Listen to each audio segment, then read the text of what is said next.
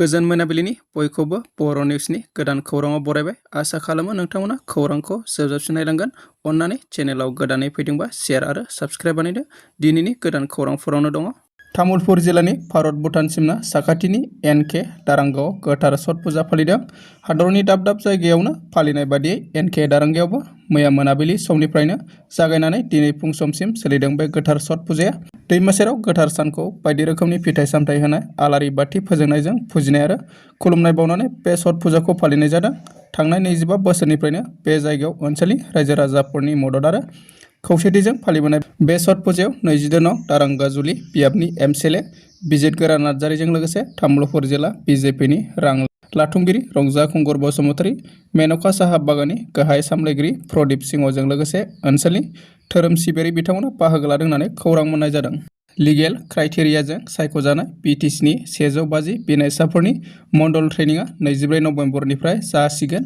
बेराफारसे बावैसो सिगां हाग्रामा महिलारिया हानि मोनथायनि सायाव मोजाङै खामानि मावनो आंखाल जानाय मण्डलखौ गोदानै सा 200 थिसनथाइ होनो फोसावदों। नाथाय बिटिसिनि गोजाम सरकारनि समावनो लिगेल क्राइटेरियाजों सायख'जानाय बिटिसिनि 150 बिनायसाफोरनि ट्रेनिंआ फैगौ 24 नबेम्बरनिफ्राय जागायगोन होनना फोरमायदों।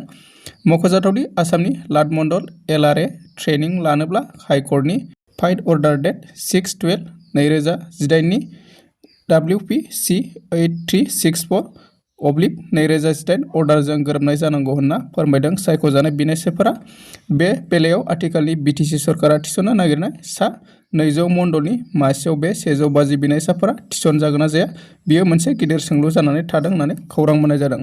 क'क्राझार जिल्ला बनसुनि गाहाय नेहाथारि सन्जय कुमार ब्रह्मआ खौरांगिरि मेल खुंदों। फैगौ डिसेम्बर दानाव दिसपुर आरो दिल्लीयाव आलादा बड'लेण्ड रायजो सोमावसारनायाव बाहागो लाफानो गासैबो बर' रायजो राजाफोरखौ खावलायहरदों क'क्राझार जिल्ला बनसुआ। छठ पुजानि समावनो क'क्राझाराव गिख्रंथाव अर खामनाय जाथाय जादों। थांनाय हरनि सोरांसि समाव क'क्राझार वार्ड नम्बर 5 दिफु रड टेङापारायाव गिख्रंथाव अर खामनाय जाथाया सोमजिदों।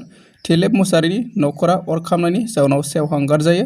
थिलेब मुसाहारिनि नखराव भारा थाग्रा भारती दासनि धोन सम्पतिजों लोगोसे सानै सिख्लासा दिबिका आरो सलखा मुसाहारिनि सार्टिफिकेट, सि-जोम, गासै मुवा बेसादफोरा सेवहांगार जाजोबो होननानै खौरां मोननाय जादों। रुंसारि जुबिन गार्गखौ मोजां मोनगिरिफोरा सान-हर रय बिनाले सावथुनखौ फोसावदिं खालामनायाव मुखुब नांथाबनायखौ नुनो मोन्दों। फकिराग्राम आरो सिटिला ओनसोलनि बायदि गामिफोराव पस्टार लागासिनो दं होननानै खौरां मोननाय जादों।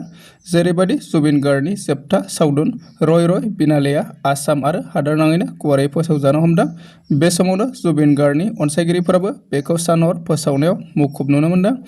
क'क्राझार जिल्लानि फकिराग्राम आरो सिटिला बायदि ओनसोलफोराव लाइमोनफोरा सांग्राङै रय बिनालेनि पस्टार लागायगासिनो दं होननानै मिथिना मोन्दों।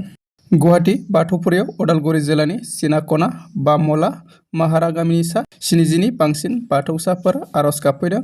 दिनै गोथार मंगलबार बारायाव मिरु बाथौ थानसालि गुवाहाटी बाथौफुरियाव उदालगुरि जिल्लानि सिनाकना बामला माहारा गामिनि सा 70 नि बांसिन बाथौसाफोरा आर'ज गाबफैदों। बोसोन बिबुंथि लाखियो गाहाय नेहाथारि गणेश दैमारिया, लोगो आफादगिरि मनाराम बर', गाहाय नेहाथारि काशिनाथ सरगयारि, अमृत गयारि, लिंथुमगिरि दौरि हानजा आरो नेहाथारि गपि सरगयारिमोनाबो बाहागो लानानै खौरां मोननाय जादों। मन्त्रि उरखावगोरा ब्रह्मनि सायाव थिकादार बिक्रम दैमारिनि खेंफोरथि प्रमद बर' सारनि समाव कर्टनि साहारा लानानैनो बिल लानांगौनि लामाखौ दिन्थिहरदोंमोन। रायजोखौ कन्ट्राक्टरफोरखौ खस्थ' होदोंमोन, नाथाय दा खस्थ' खालामनांगौनि गोनांथि गैला। हाग्रामा महिलारि बिथाङा फुराना पेन्डिं थानाय बिलखौ होगोन होनना बे बाथ्राखौ बुंदों थिकादार बिक्रम दैमारि बिथाङा।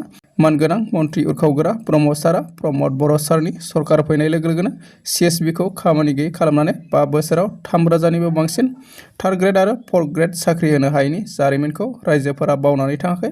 बेफोर बाथ्राखौ बुंथिदों बिक्रम दैमारि बिथाङा। लाइमोन लिरगिरि खौरांगिरि SK बसुमतारीनि गिबि बिजाब उखुमब्रि फारसे नायदावनानैखौ बेखेवबाय।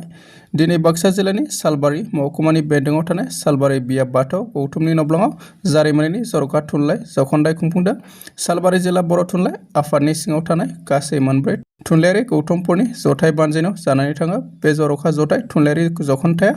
मख'नो गोनांदि बे लाइमोन लिरगिरि खौरांगिरि समाज मावथि SK बसुमतारीनि गिबिसिन खन्थाइ बिजाब उखुमब्रि फारसे नायदावनानै खौ बे मेहेरगोनां हाबाफारियाव बेखेवनाय जायो आरो बे बिजाबखौ बेखेवना होयो 2018 मायथाइयाव लाइमोन साहित्य एकाडेमि बान्था मोनगिरि पुरन ब्रह्म बिथाङा। दासिमनि खौराङा एसेनोसै। अन्नानै खौरांखौ मोजां मोनोबा लाइक, कमेन्ट, शेयार आरो साबस्क्राइब बानायदो।